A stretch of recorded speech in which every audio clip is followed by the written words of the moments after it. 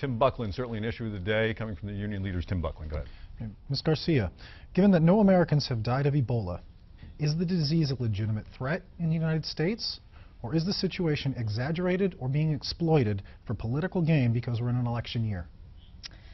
I would say it is a threat because it has the potential to have devastating effects. I think what's been clear is that when I talk to people around the state, they say, you know what, I don't feel safe in my own country anymore. If it's not the threat of international terrorism or the problems with our debt and our lack of development and energy, when it comes to the potential of a pandemic, they're just looking for leadership and common sense decisions from their leaders. So the president's been waffling back and forth. I think a travel ban, as other countries have done, would make sense to those Western African countries. We should be controlling who is going in and out of our country and under what auspices. And I think when it comes to Ebola, why take the chance?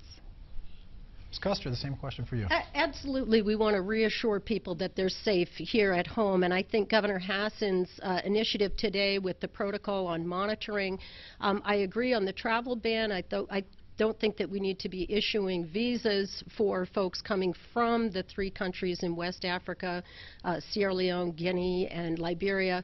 But I don't think that we want to do anything to harm our ability to eradicate the epidemic right at its source in West Africa.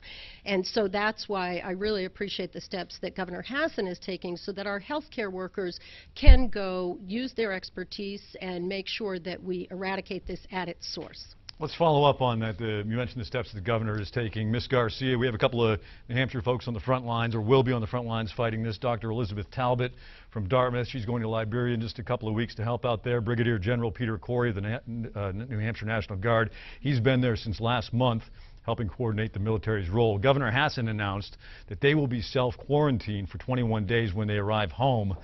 Do you believe that that's enough, or should this be a mandatory quarantine?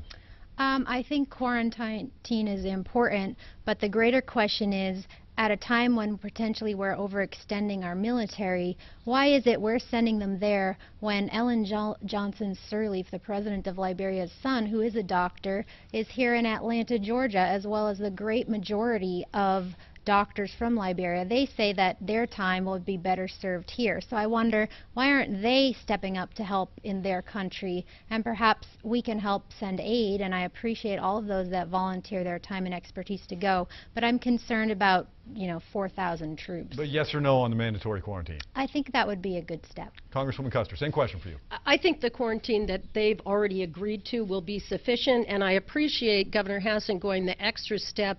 If there are people coming back from West Africa who have not been exposed, she's asking them to avoid public gatherings and avoid public transportation. But I think the response from Ms. Garcia is very naive. 10,000 people have died in Liberia and Sierra Leone. This is an epidemic. It's been out of control, and absolutely we need to be a part of ending it, eradicating it at its source. That's what every expert in the field has said, and it's something we need to be on.